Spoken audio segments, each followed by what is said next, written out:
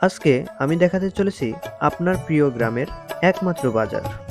আসসালামু আলাইকুম প্রিয় দর্শক, সবাইকে স্বাগতম জানাচ্ছি আমার এই ব্লগে। এটি হচ্ছে আলামপুর ইউনিয়নের ৫ নম্বর ওয়ার্ড দহকুলা বাজার থেকে। এখানে আসলে ২ দিন বাজার বসে। একদিন হচ্ছে সোমবার, মানে আজকের দিন, আর শুক্রবার, এই ২ দিন বাজার বসে। আমি এখন যে জায়গাটিতে অবস্থান করছি এটি হচ্ছে আলামপুর পুলিশ ফাঁড়ি। এটিও অবস্থিত দহকুলা গ্রামে। আরও রয়েছে সোনালী ব্যাংক পিএলসি দহকুলা শাখা। এই বাজারে রয়েছে পাইকারি মুদি দোকান ও পোশাকের দোকান। আরও রয়েছে সিটি ব্যাংকের এজেন্ট ব্যাংকিং শাখা।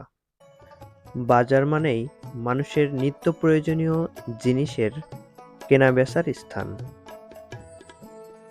পরিবারের সকলের মুখে একটু হাসি ফোটানোর জন্য আমরা বাজারে আসি। বাজার থেকে বিভিন্ন ধরনের পণ্য সামগ্রী, খাদ্য সামগ্রী কিনে নিয়ে গেলে পরিবারের মানুষ অতি আনন্দিত হয়। তাই আমি এই বাজারের নাম দিয়েছি আনন্দ মেলা। দহকুলা বাজার যেন তারই একটি প্রতিচ্ছবি। আহা, টাটকা সবুজ শাকসবজি আর নিত্য নতুন ফল ফলাদি দেখে নিজেরই মন ভরে যায়।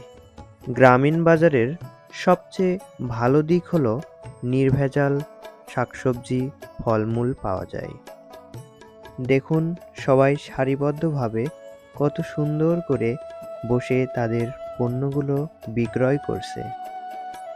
বাজারে আসলে হকারদের দেখাও মিলে থাকে। এখন চলছে রমজান মাস, তাই কলা বিক্রেতারা তাদের বিভিন্ন ব্র্যান্ডের কলা উচ্চ দরে বিক্রি করছে।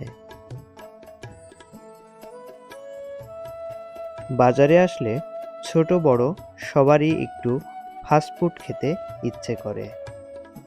এই বাজারে সবচেয়ে আকর্ষণীয় দিক হচ্ছে কুলাই কুসুরের গুড় বিক্রি করা।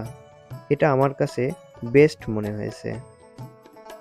দহকুলা বাজারের পাশেই রয়েছে দারুস সালাম জামে মসজিদ।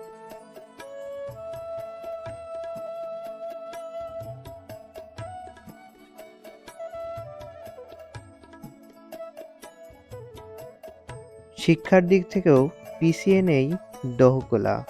বাজারের পাশে আছে ১০৯ নং দহকুলা মধ্যপাড়া প্রাথমিক বিদ্যালয়। মানুষের চাহিদা অনুযায়ী এই বাজারে নেই কি, সবই তো রয়েছে বাজারে। এই বাজারের সবচেয়ে জনপ্রিয় একটি দোকান মিষ্টি ও দইয়ের দোকান। এই ঐতিহ্যবাহী মিষ্টির দোকান নিয়ে আমার এর আগেও একটি ভিডিও করা আছে, চাইলে দেখে আসতে পারেন। তো প্রিয় দর্শক, আজকে এ পর্যন্তই। দহকুলা বাজারের প্রতিচ্ছবি দেখে আপনার কাছে কেমন লাগলো কমেন্ট করে জানাবেন। ভালো লাগলে শেয়ার করবেন। ধন্যবাদ সবাই।